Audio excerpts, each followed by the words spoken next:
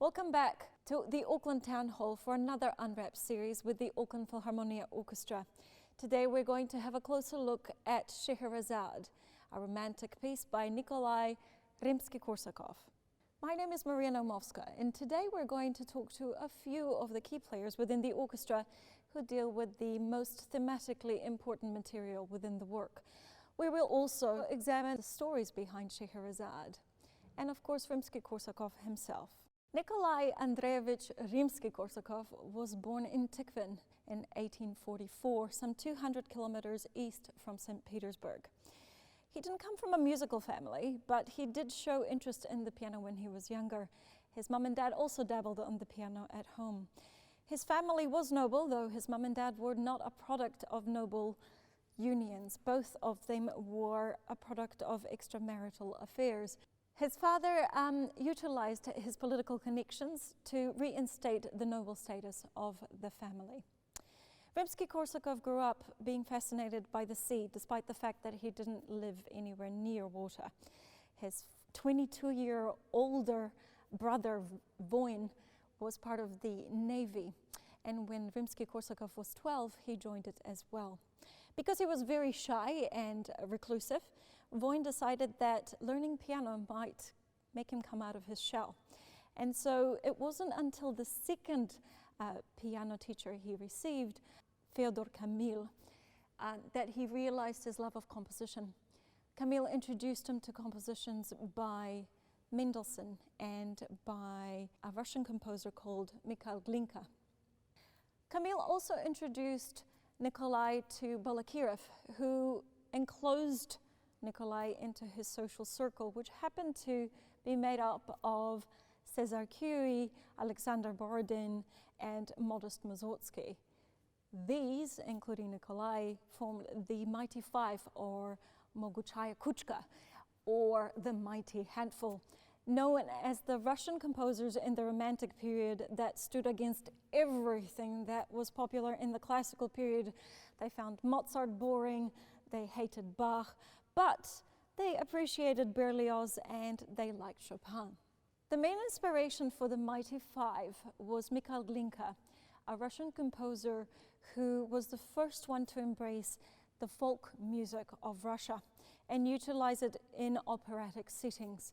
Glinka was brought up listening to his uncle's orchestra of serfs or peasants who brought their folk music along with them in the journey. He then traveled to Europe and was educated by Italian and French composers, but it wasn't until age 29, when his father passed away and when he returned to Russia, that he decided he should focus on his own heritage and bring it across in his music. And so Russian folklore, traditions, stories, and rhythm started being his main inspiration. His first opera, The Life of a Tsar, drew quite a lot on the thematic material found in folklore music. And this was not well received by the elite society that listened to it. Why would peasant music be good enough with such a big title? The two just did not mesh. In 1703, Peter the Great formed St. Petersburg, and he made it his mission to westernize and modernize Russia by bringing in German composers into his court. Catherine the Great, his follower, was fascinated with Italian opera, and so she would bring in Italian composers into her court. Peter the Great's views of Western music as modern music, along with Glinka's Russian folklore, clashed into what created a national backlash in the 1830s in Russia. Synesthesia is a multisensory gift of sort that 1 in 2,000 people experience. Musical synesthesia is the most common one, where people associate or hear a certain sound and see colors. These colors are generated by their brain unwittingly, so there is no way to control it, and no one synesthetic experiences the same colors the same way. Both Rimsky-Korsakov and Scriabin could see colors, but they didn't necessarily match the same notes. Some people that were affected by synesthesia were Wagner, Beethoven, Messiaen, including Rimsky-Korsakov. In pop culture, we have Billie Eilish, Pharrell Williams, Hans Zimmer, who are affected by this. Synesthetics are also known to be highly intelligent and very good at multitasking. Rimsky-Korsakov associated dark blue colors and sapphire blue colors with some of the tonalities he uses in Scheherazade. Arabian Nights was an orally transmitted collection of stories back in the ancient Arab world. It didn't come through to Europe until the 18th century. And Scheherazade is the female character that manages to convince the Sultan that he should spare her life. The Sultan is a very bitter man, having found his first wife being unfaithful to him. From that moment on, he decides to wed a different woman every night and executes them every morning, thus never giving them the chance to be unfaithful and perhaps trying to save his own heart in a way. Movement 1 of Scheherazade begins with the big, booming, whole tone, threatening, menacing theme of the Sultan.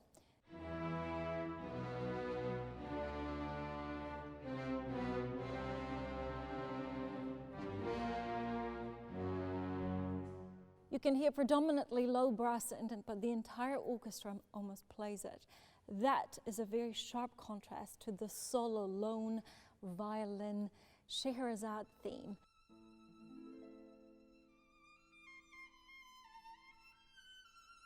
Which is very lyrical and beautiful and virtuosic. It appears in a slightly different form in every single one of those 4 movements, each time growing bolder, each time defying the Sultan's vengeance and streak of hatred towards women. The first movement is also about Sinbad the sailor. There are quite a few stories about Sinbad in the Arabian Nights. Each one of them is based on a sailor who becomes restless and, along with his ship and crew, takes to the seas in search for gold or treasure. Sinbad battles the sea along with a lot of mystical creatures out there and is always rewarded with a lot of treasure. I'm having a sit-down session with Andrew Beer, who is the concertmaster of the Auckland Philharmonia Orchestra, and he has the challenging yet beautiful task of playing one of the 2 signature themes within this work, Scheherazade. Thank you for joining me, Andrew. My pleasure, Marija. So Korsakov stated, "It is vain to search in my suite for leitmotifs, always associated with the same poetic images and concepts. On the contrary, in most cases, what seems to be a leitmotif is nothing more than musical material for the symphonic elaboration. These are scattered all through the suite, alternating and intertwining one with another, appearing now and then in a different light, each time depicting various traits and expressing different feelings peculiar to various images, actions, and scenes." Scheherazade's theme is the only one that appears throughout all the 4 movements. Each time it is stated, though, it does change. How do you see this theme reflecting the character of Scheherazade and what she undergoes? Yeah, I try and imagine what Scheherazade might be feeling when she's telling the stories to the Sultan, and also the context within each movement, so the story of each movement, how that affects the weaving and the shaping of Scheherazade's line at the beginning of each movement, except the 3rd movement where the theme comes in the middle of the movement instead.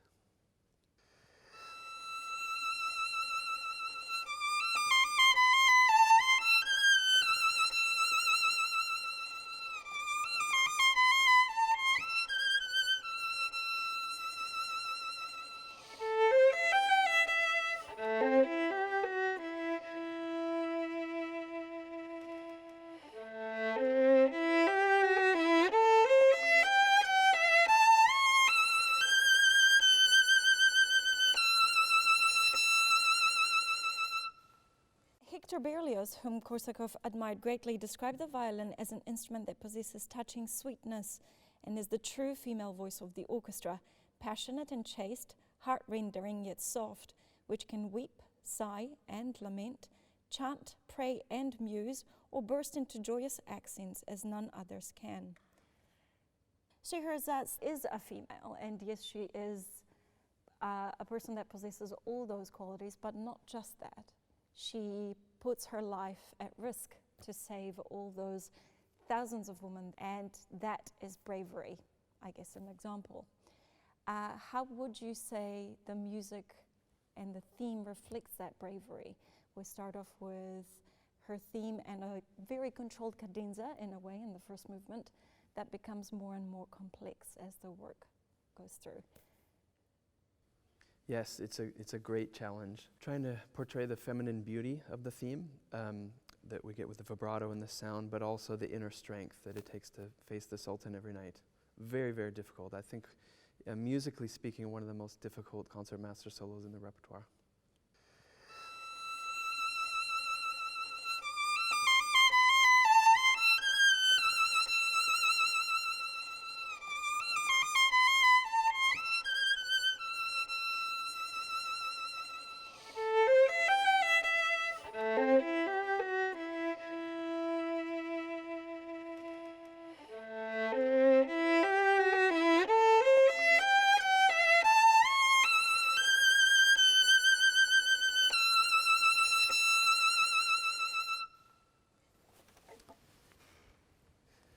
And when the second movement comes, the theme is now in E minor instead of A minor, which is somehow a more menacing theme. This is also probably the most difficult solo in the whole piece. I'll show you why in a moment, but I'll start it.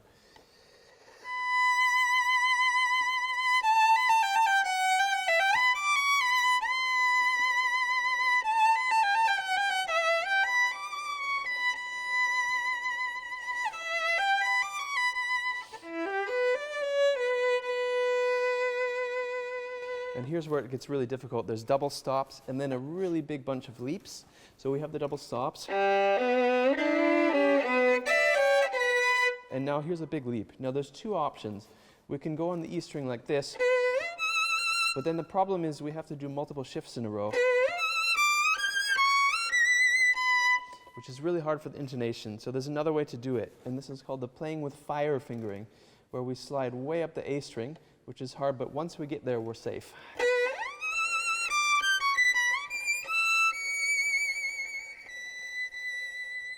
So I recommend, if you're learning this piece, do the second fingering, playing with fire.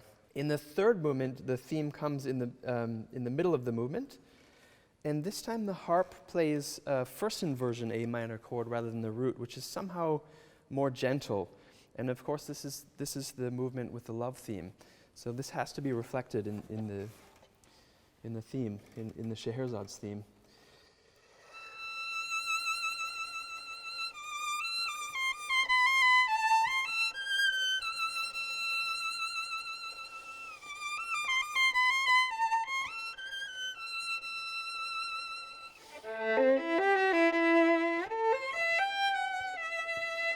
And then here we have ricochet, where we bounce the bow. This is also quite a challenge.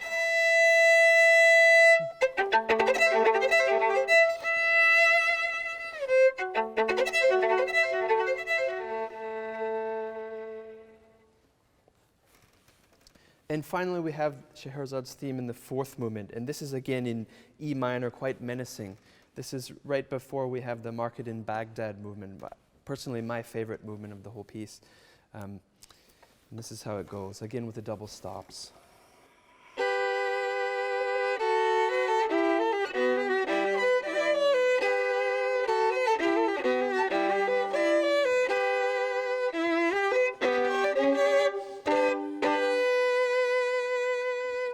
And then again, even more menacing. Back to A minor now.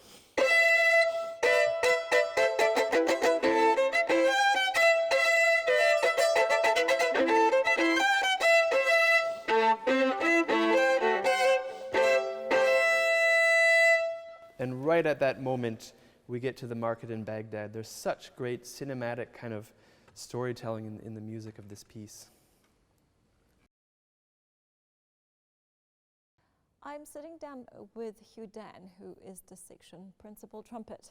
The trumpet has an incredible history. It is one of the oldest instruments in time, right from seashells being used as trumpets to begin with, and then the long-barreled, flag-hanging trumpets back in the Middle Ages, always attached to royalty of some sort. Rimsky-Korsakov uses the brass family in particular to represent the Sultan, who is very bitter towards women after his wife cheated on him.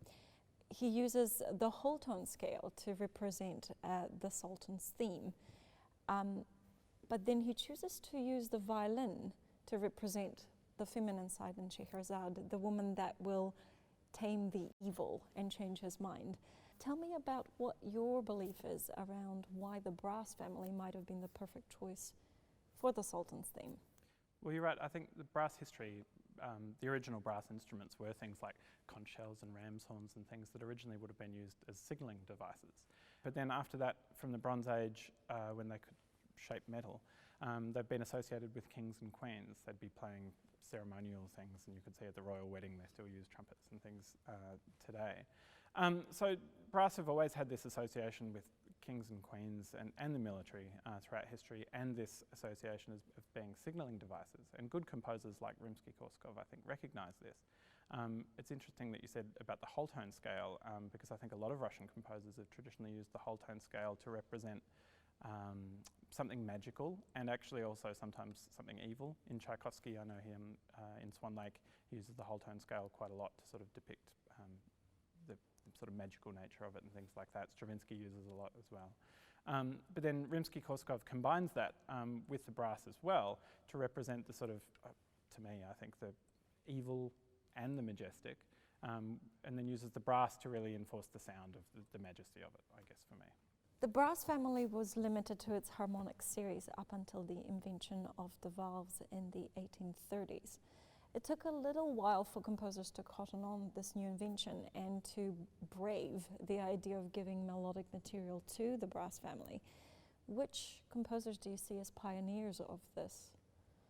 One of the, I think, the greatest composers for the trumpet was actually Bach, who was writing for valveless instruments, obviously, but Bach's trumpet writing is incredibly melodic. The trumpets that they would have used in Bach's time had no valves, but they would have actually been almost twice as long as this. So by the time you get into the upper register, the harmonics are quite close together, so they were able to sort of play scalic materials and melodies and things, albeit sort of limited to one key.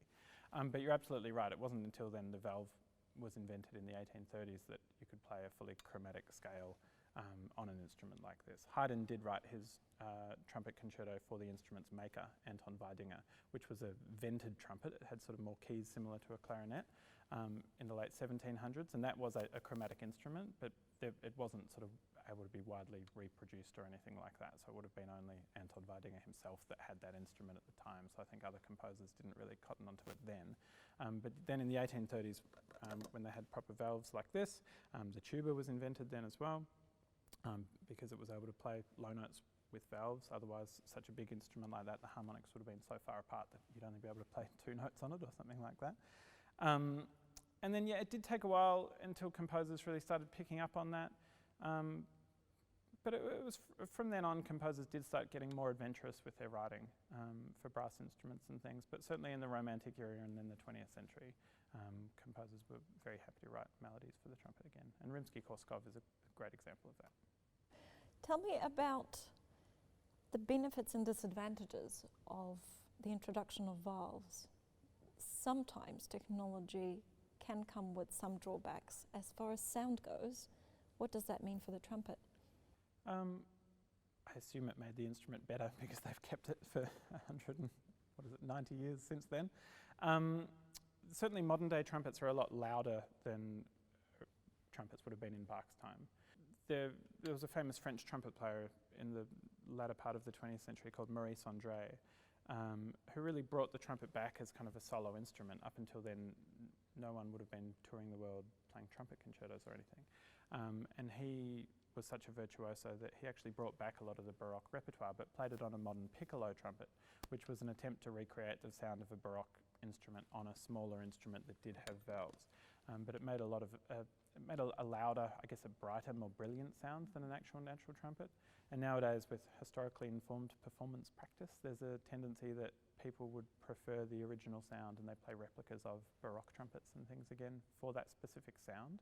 I think if you listen to a recording of Bach's Brandenburg Concerto No. 2, which features the trumpet really prominently, if you listen to a recording of Maurice Andre, it's wonderful trumpet playing, but the trumpet really kind of sticks out and almost sounds like the soloist if you listen to it. Whereas if you listen to it performed on a replica of a Baroque instrument, the trumpet really blends in a lot more and sounds a lot more sort of vocal in character. So when you're listening to the first movement, these are some of the things that you should be aware of. It is loosely based on a sonata form, an A, B, and C section, a version of A repeats, a B section, and a version of the C section repeats again. The E minor and E major tonality I mentioned beforehand, and we have the Sultan's theme,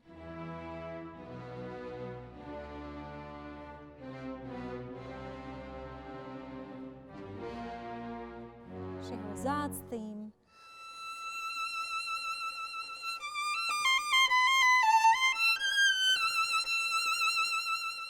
Sinbad's theme,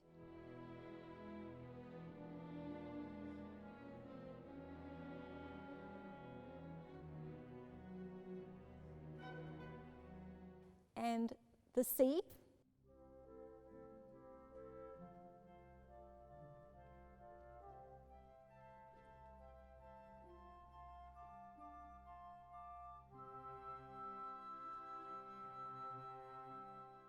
we are providing the video of the performance with descriptive subtitles of how the music reflects the events of the story, but those are my interpretation of the music. Rimsky-Korsakov was very clear that he didn't want any particular characters attached to it, so if you prefer to create your own story, we're also attaching a clean version so that you can make your own.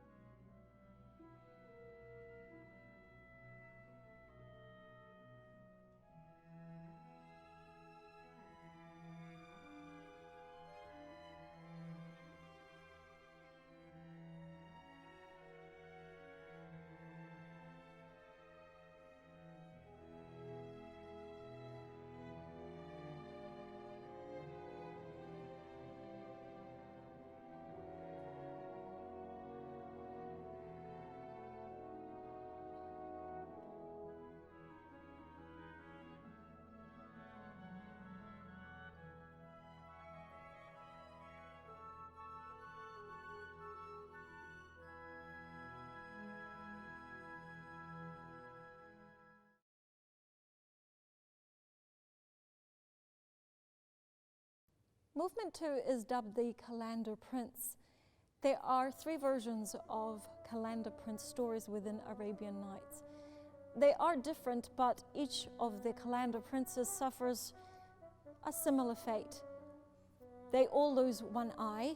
They all need to face some kind of adversity, a challenge, a fight, a mystical creature, an adversary that leaves them fighting for their life and having to undergo a change physically in order to survive, like shaving their head. Calendars were beggars, mystical creatures in the stories. They traveled and told stories in exchange for food and lodging.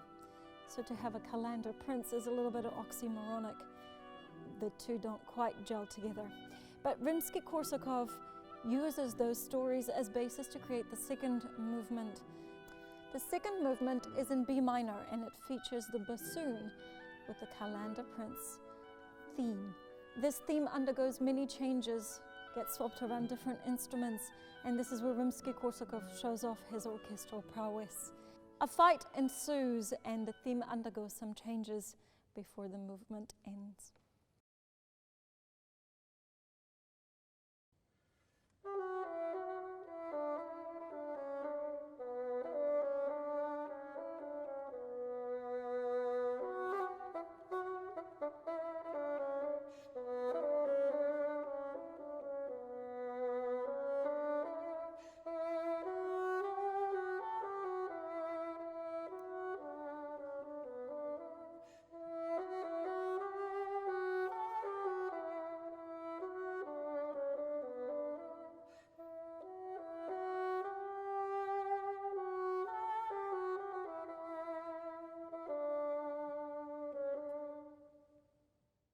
I am sitting down with Ingrid Hagen, who is the bassoon player in the APO, and we are going to discuss a few bits and pieces where the bassoon is utilized within the work.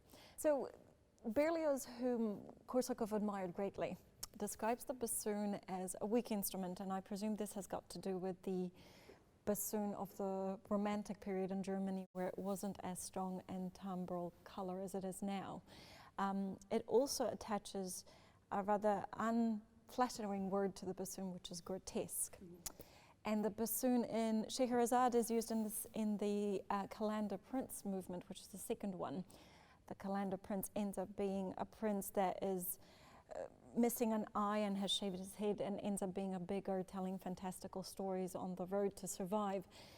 You could sort of imagine a grotesque person with a grotesque described instrument, but the melody that the bassoon has is anything but grotesque. It's a beautiful melody, and it fits within a range of the bassoon that isn't what the bassoon used to be used for. Can you tell me a little bit more about that range?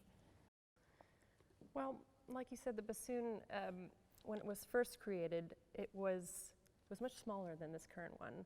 It didn't make as much sound as it does now. It had fewer keys. Its origin is kind of mysterious, okay? So they have shawms and dulcians is sort of what it started out as, an accompaniment instrument. Gradually, over the years, they added more and more keys, making it louder and to project more. But when he wrote this solo, I mean, it hadn't really reached the sort of peak solo instrumentation for the bassoon yet. And he does something really interesting in that second movement, is he doesn't showcase the bassoon at all in the first movement. He sort of hides the bassoon. So when it comes through in the second movement, it's a surprise. It's this interesting new sound that people hadn't heard yet in the piece of music, and really in orchestral music, and that sort of range with that amount of soloistic qualities. So in that way, it's not grotesque, but it's unusual and mysterious, which is sort of the picture that, I think he's trying to paint at the beginning of the second movement. And I think the Calendar Prince theme, when it first comes in, as the bassoon first plays that, it's really him saying, here is the story that's to come. Not necessarily saying, like, this is me, the person, this is the story that I want to tell. It's adventurous and magical, perhaps.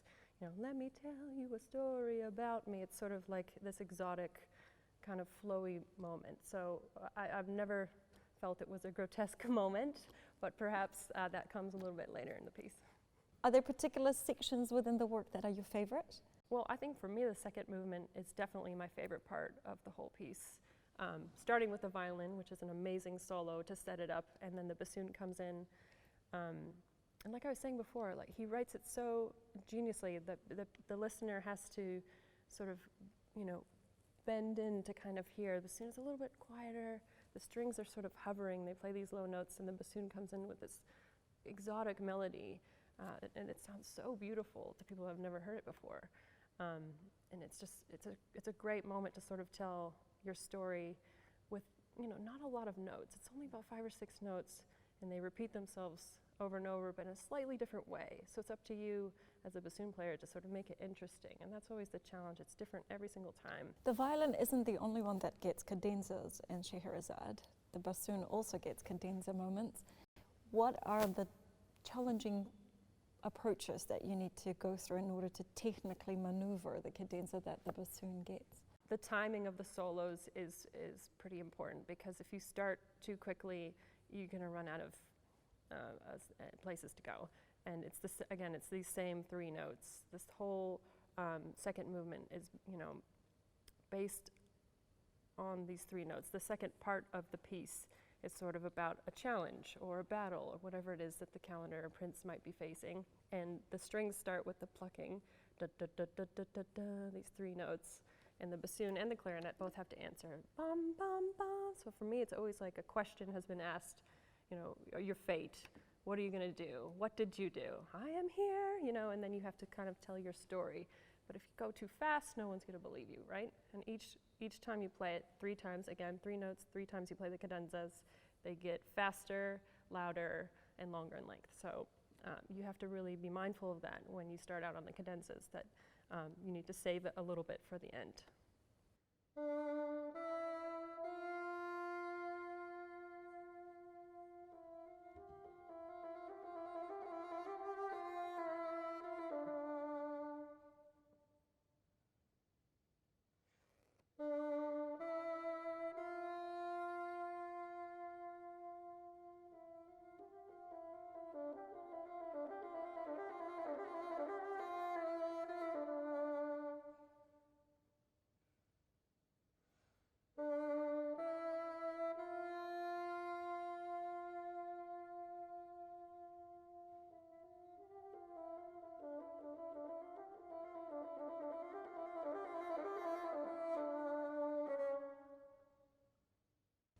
As you mentioned, the bassoon didn't really experience glory yet. It was originally used to enforce the bassa continua in the Baroque music, along with the harpsichord and the viol of the time. At what point do you think this changed? Is there a particular composer that saw the potential and rode with it until others caught on? Definitely Vivaldi. Vivaldi is one who wrote, I mean, he's written 39 bassoon concertos that we've discovered, 37 published, and that's more concertos. After the violin, he wrote about 250 for violin, and after the violin, bassoon is the instrument he wrote the most concertos for, and he's the one that sort of put it on the map in the early, that's like 1720s, I want to say, is when it started to become a solo instrument, but on a pretty small scale, so it would be only a few strings and a harpsichord so that people could still hear you know, the soloistic. And that was only on, you know, very few keys and holes. So it's actually incredible what the instrumentalists at the time were able to achieve on those types of bassoons. But that's the person that really put bassoon on the map, in my opinion. The Industrial Revolution impacted the design of many different instruments, including the bassoon. It added more keys to it. But has that made things harder or easier for the bassoon players? That's a good question. I don't know. I think it's probably easier, but at times it feels very difficult. And you know, they're still adding keys. There's like newer models that have, you know, keys added so you can go even higher and even louder, and they open up and they're larger and things. So I'm not even sure that the bassoon is done with its evolution. Its evolution, exactly. I only know this model, which has enough keys for me. Thank you. the trumpet writing in a certain section of this work uses mutes to depict what exactly in your mind? There's a muted section for me that really just sounds like a signal. And like I said, I think Rimsky-Korsakov is one of the greatest orchestrators of all time, and he knows the role of the instruments and he knows their history. And I assume that he knew that trumpets originated as sort of signalling instruments. And so the trumpet plays a little fanfare motive that I just think sounds like a sort of an announcement or something like that. This is a reworking of the Sultan's theme into almost a little fanfare or an announcement. Here Rimsky-Korsakov calls for a straight mute, which I think gives the trumpet a sort of chilling, icy sound.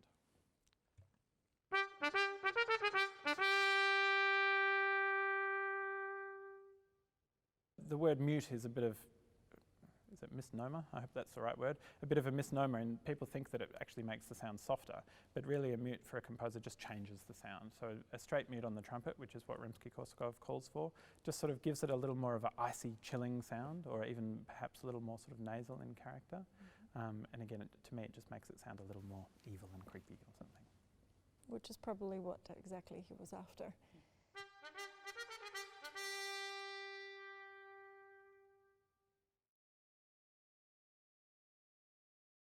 Before we listen to the second movement, listen out for the Sultan theme.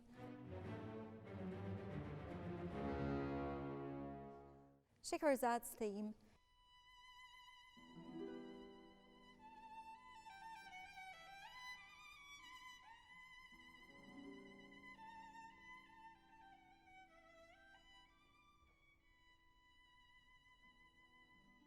And the Calendar Prince theme.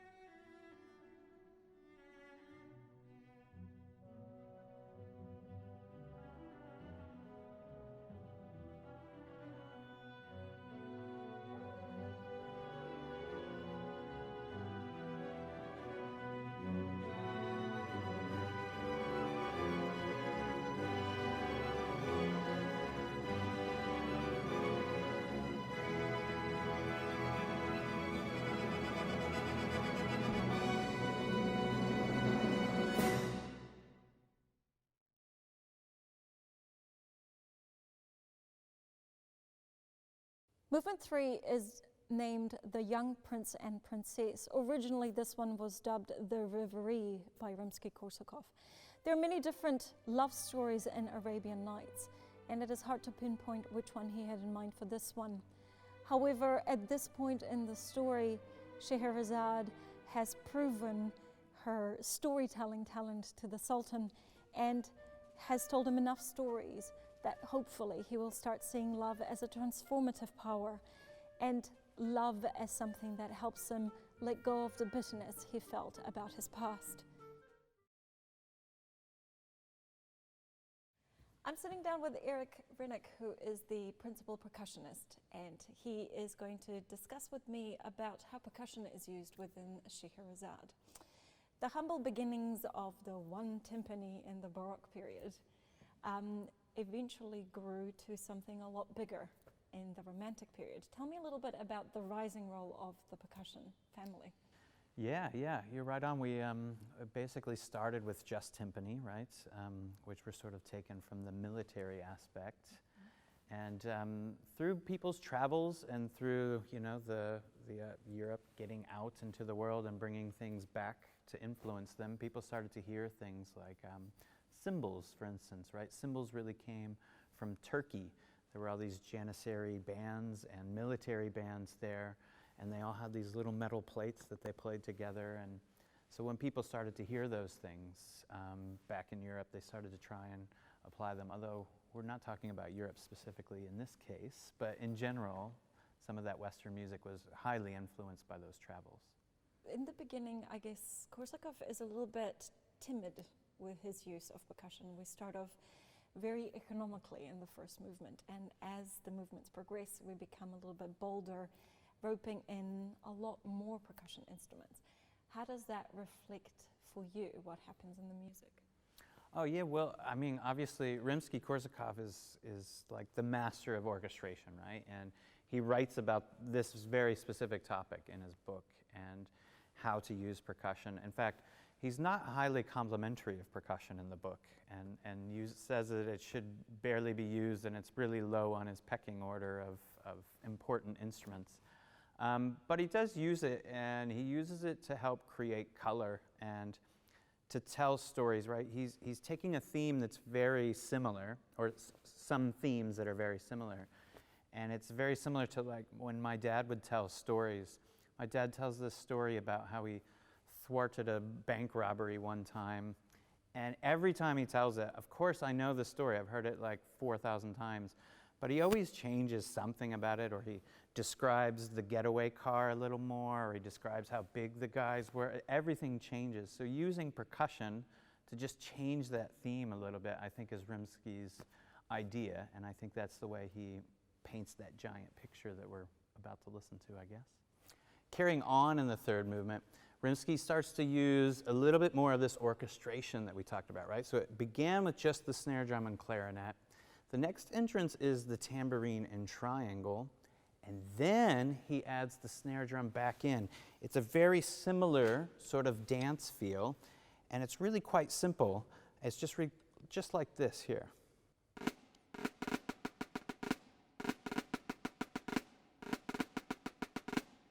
Okay, so as we said in the third movement, Rimsky starts with this little snare drum solo, brings in the clarinet, and it's this really magical dance in 6/8, right? 1, 2, 3, 4, 5, 6. 1, 2, 3, 4, 5, 6.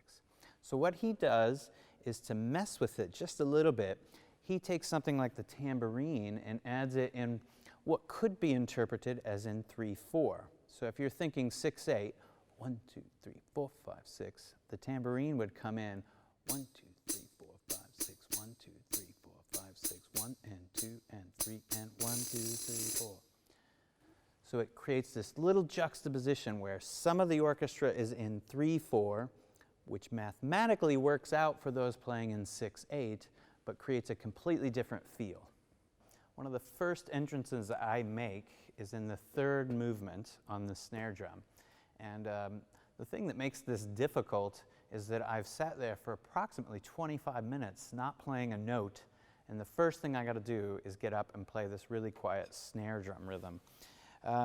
It's really quite a cool rhythm. It's a bit of a dance that helps the clarinet move, but I get to start it completely by myself, and it sounds a little bit like this.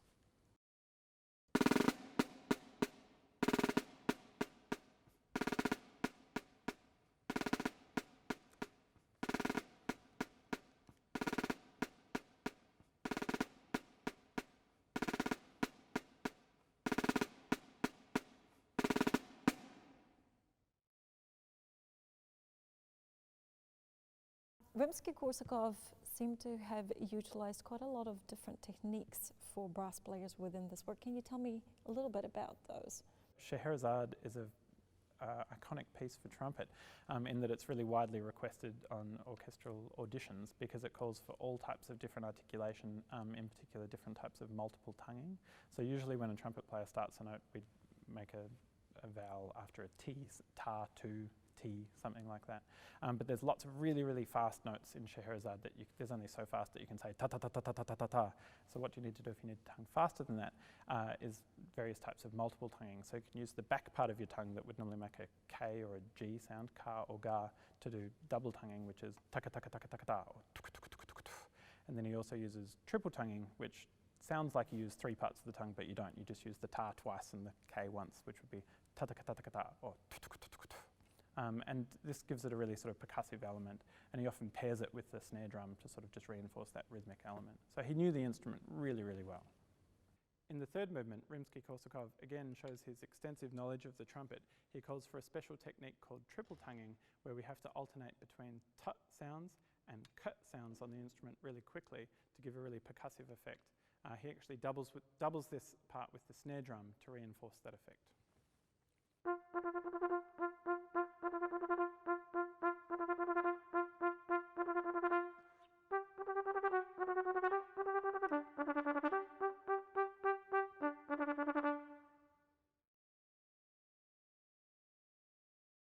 The third movement is in G major. Listen out for the Young Prince theme.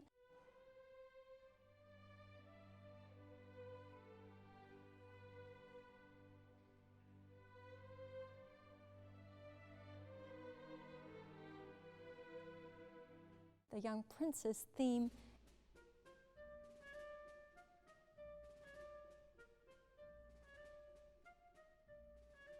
and Scheherazade's theme within it.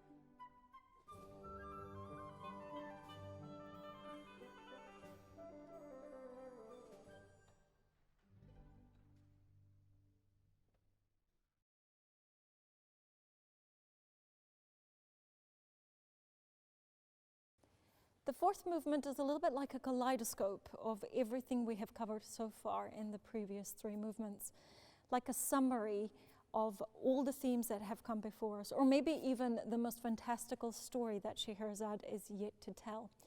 The movement begins with the Sultan's theme, but this time it's not as menacing as we first hear it in the first movement. Maybe he's losing some of that hate. Scheherazade has an even more convincing cadenza in it, an even more virtuosic performance of her theme. Then we have a festival right in the middle of it, almost as though Rimsky-Korsakov was remembering his family holiday on the coast of Crimea. And then we have the sea coming back from the first movement, but this time the storm doesn't quite go away. This time Sinbad's ship crashes into the bronze horseman. His ship scatters everywhere, and it's the most incredible climax. This is the movement where the percussion family gets highlighted by Korsakov. But that's not where it all ends. We have a snippet of the princess with her love story, the whole love theme coming back just before. Finally, Scheherazade manages to convince the Sultan that after 1,001 night of stories and 3 sons she's borne him, she's there to be faithful and to love him. Perhaps this is what she's asking of him as well. And as though Korsakov knows it, finally the music harmoniously connects at the end and resolves on an E major chord. We have a massive storm in movement 4. Sinbad from movement 1 finally succumbs with his ship.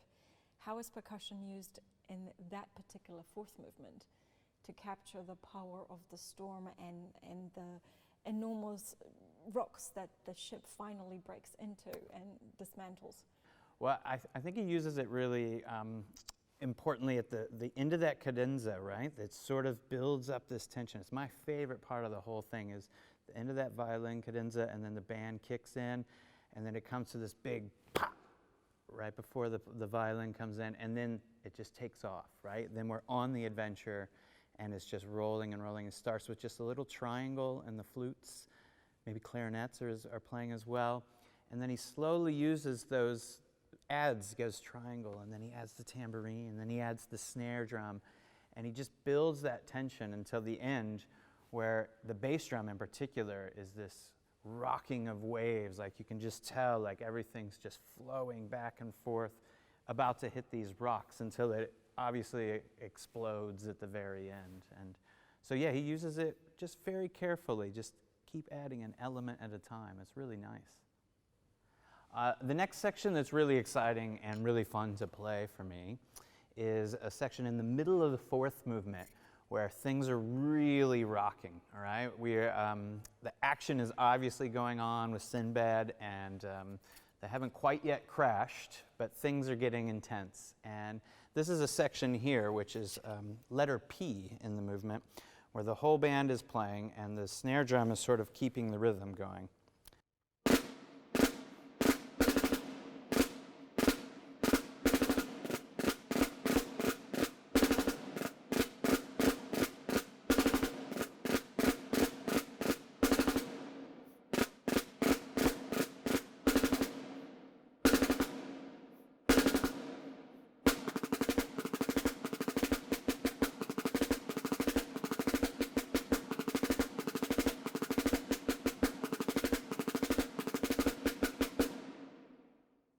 One of the more challenging moments in Rimsky's writing comes in the fourth movement, where the trombones play in unison with a suspended cymbal, and the tambourine immediately follows it. And it's quite a quick rhythm, and it jumps off the beat just a little bit, but it means we've got to employ a different technique. It's too fast for me to play just one-handed. So what we do is a technique we call, some people call it knee and fist, some people play it differently, but basically it's the idea that I'm going to hit it on one end, and then it's going to hit my knee on the other end, so it allows me to play twice the speed as I could normally play with one hand. And in that section, it's...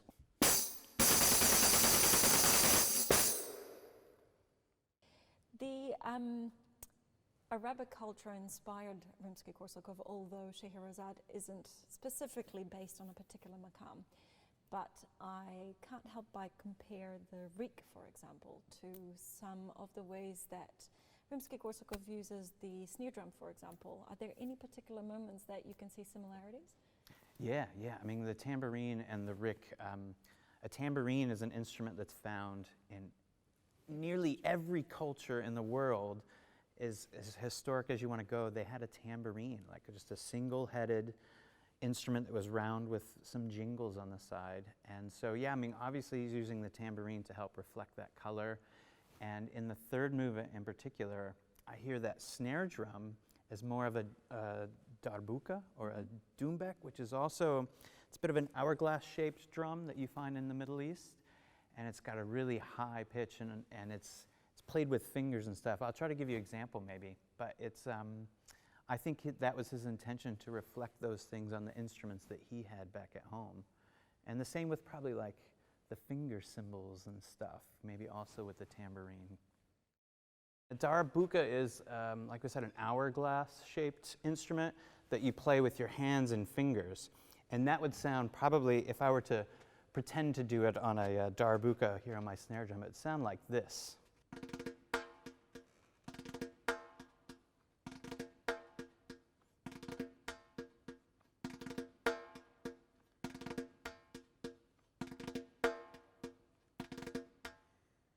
So as we were also talking about, Marija and I, about the colors that Rimsky-Korsakov uses, so too do I get to choose color occasionally, right? He writes the tambourine in it, but there are an infinite number of tambourines. As we said, almost every culture in the world has a tambourine, so they all create different sounds. If you listen to this little solo in the fourth movement with this tambourine,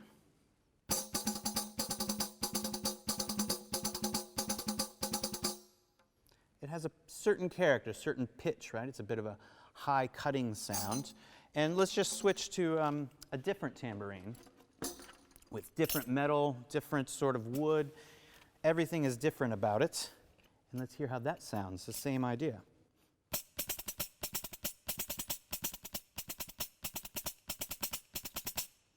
So I too can completely change the character just by the tambourine that I choose. Tell me a little bit about the timpani, because it starts with timpani, and the timpani are probably the most distinguishable, most expensive percussion instrument in some Yeah, sense. it can be. It Yeah, can be. yeah. There's 4 of them in this movement. Uh-huh. What is their role? They start off with the sea, I guess, and the waves and Sinbad, the first movement. But Yeah. I think in general he uses, again, if you refer back to his treatise, he definitely ranks timpani above percussion. Timpani is the most important instrument in his hierarchy of music. In fact, it's above harp as well. Don't tell the harpist. But it's, he uses it, yeah, like you said at the beginning, probably to help create those big ocean swells. And throughout the movement, he uses it again just to help accentuate rhythm, right? I think he knows that percussion is there to help build the intensity of rhythm, and so he uses that a lot. You can find instances, there's a really great moment in the fourth movement where the snare drum and the timpani are just playing, and it's so unique that he heard the idea, like, actually I'm going to balance this little snare drum out with the timpani. It just fills the sound out just a little bit more, gives it a little bit more substance. And I mean, that's where he was brilliant, right? It's just his mixture of colors, not just, oh, I need something rhythmic here, oh, the snare drum can do it, or the timpani's like, oh, wait, let's put them together and create this entirely different feel and sound. an added depth. Yeah. Before you listen to this movement, listen out for the following: the Sultan's theme,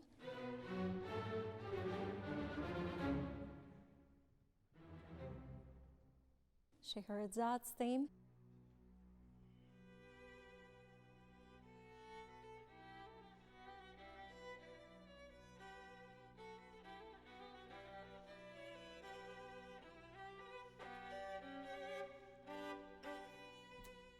the festival theme,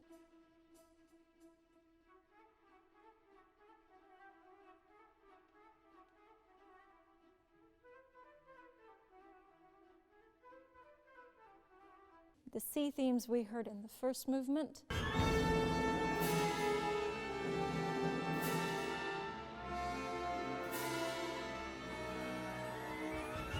Sinbad's theme.